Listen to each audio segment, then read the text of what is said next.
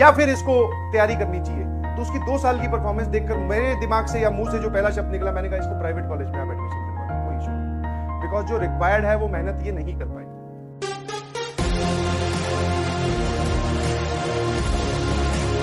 जो कहानी मैं बताने जा रहा हूं that is the story of a real student. एक बच्ची थी नंदनी करके, है, जब मैं ऑफलाइन में पढ़ाता था तो वहां पर एक बच्ची थी नंदनी करके, ठीक है। उसने 11th 12th में कोचिंग ली। ध्यान सुनिएगा प्लीज, क्योंकि अगर वो कर सकती है, मैं कर सकता हूं, तो तुम में से कोई सा भी कर सकता है। क्योंकि उस बच्ची को मैंने 2 साल तक देखा। मेरी बात ध्यान सुनना। 11th और 12th में वो दोनों साल पूरे साल ऑफलाइन में आई, और जिसको बोलते हैं ना हार्ड वर्किंग, हाँ, रेगुलर स्टूडेंट थी हमेशा। कभी मैंने ऐसा नहीं सुना कि वो एब्सेंट है, कभी ऐसा नहीं देखा कि वो डाउट रूम में डाउट पूछने नहीं आई, आती रही। बट दिक्कत क्या हो रही थी, वो चीजों को रटने की कोशिश कर रही थी 11th और 12th में। अच्छा ऐसा एक सवाल करवा दिया, अच्छा ऐसा मैं कर सकती हूं।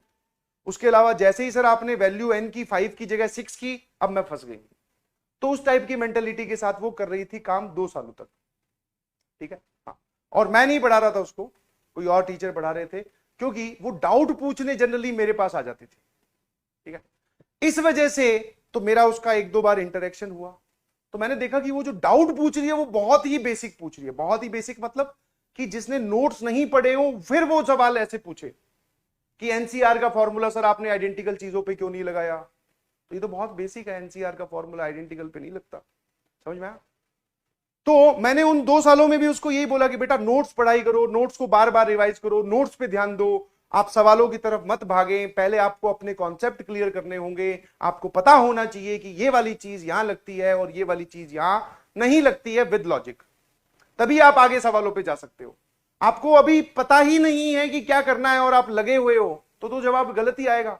और अगर सही आ रहा है तो आपका तुक्का फिट बैठ रहा है, और तुक्के के बेसिस पर जेईई मेंस और एडवांस क्लियर होता मैंने तो आज तक कभी नहीं देखा, समझ में आया।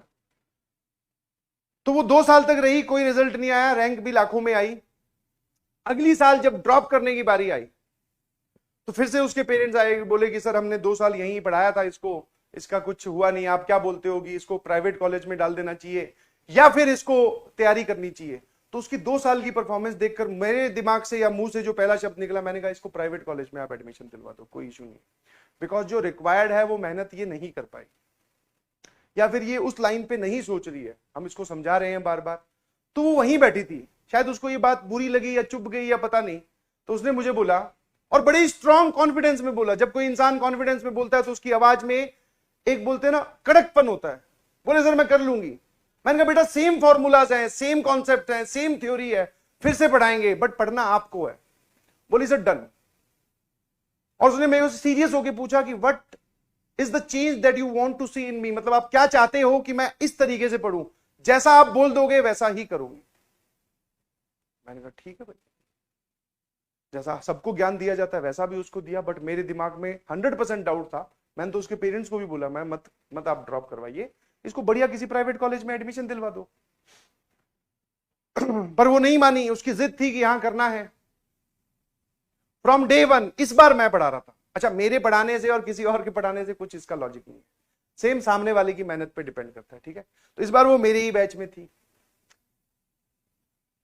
तो अब मुझे पता था कि ये डाउट जब पूछेगी तो मैं इसको तुरंत नोट्स पे ले जा सकता हूं। इसने ऐसे पूछा कि सर ये वाला सवाल नहीं सॉल्व हुआ, तो मैं तुरंत बोलूंगा कि तेरे से वो वाला सवाल सॉल्व हुआ था क्लास में, समझ में आया था? बोले हाँ सर। तो ये वही तो सवाल है, बस डाटा ही तो चेंज किया, समझ में आया? तो वो through out the session hard working रही, क्योंकि वो हार्ड वर्किंग और सिंसियर पहले भी थी, ठीक है। क्लास ना मिस करना, रेगुलरली आना, नोट्स बनाना, ये सब आदतें उसमें पहले भी थी। अब सिर्फ उसने एक छोटा सा चेंज किया, दैट इज कि अपनी नोट्स में लिखी हुई बातों को सीरियसली समझकर फिर सवालों पे जाना।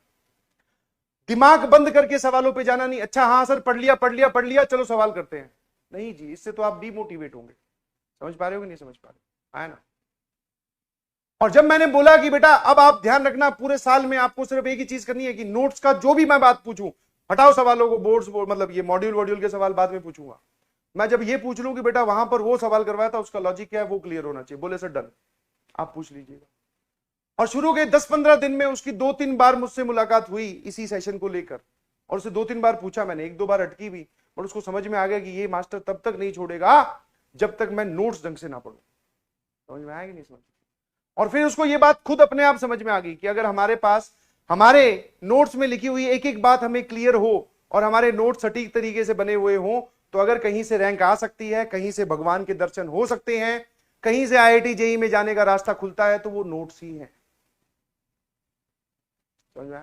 खूब मेहनत की, खूब पढ़ाई की, लॉजिकली जब आपको एक बार लगने लगता है, आप एक बार वो चीज पकड़ लेते हो कि अच्छा इस पे ये नहीं करना था, ये करना था, इसका कारण ये है, तो आपको मजा आने लगता है।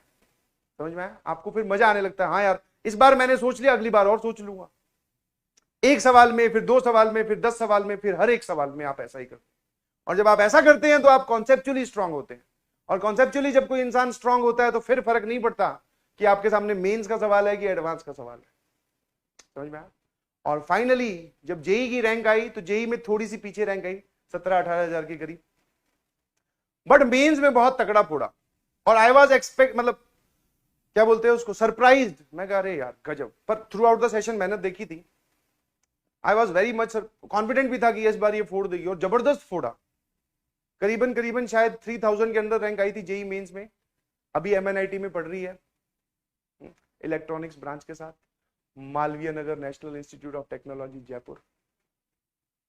ठीक है, तो मैं ये नहीं बोल रहा हूं कि भैया, ये एक जस्ट एक एग्जांपल है टू बूस्ट योर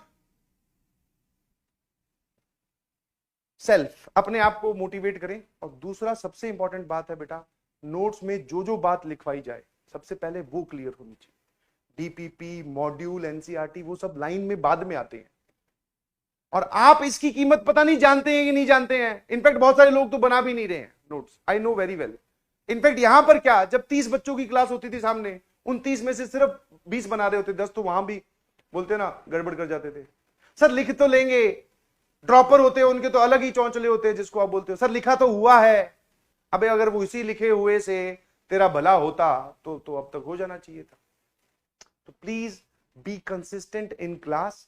क्लास में बोली हुई हर एक छोटी से छोटी बात, कोई भी आपको अगर कोई नई चीज समझ में आए तो ऐसे नहीं बोला जा रहा है कि ऐसे बनाकर इसके अंदर लिखो, क्योंकि यही चीज है जो आपको बार बार कॉन्सेप्चुअली स्ट्रांग बनाएगी। Do you got this? समझ में आया?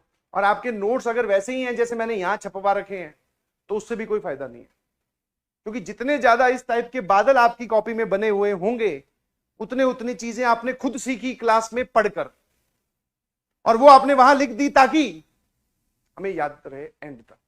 समझ में आया? हाँ, शाम को जब आप रिवाइज करने बैठो तो चाहे नोट्स बनाओ या रिवाइज करने बैठो तो ये सब लिखा करो उसमें, आज ऐसा बोला था, बिकॉज आज बताई हुई बात शाम तक कोई नहीं भूलता। आज बताई हुई बात 10 दिन बाद में हर कोई भूल जाएगा। बट सर मुद्दा तो 10 दिन का है ही नहीं, हमें तो जेई मेंस देना है, जेई एडवांस देना है आज से करीबन करीबन 1 साल या 1.5 साल के बाद।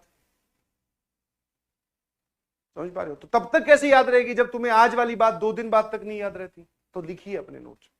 क्या मेरी बात समझ गए?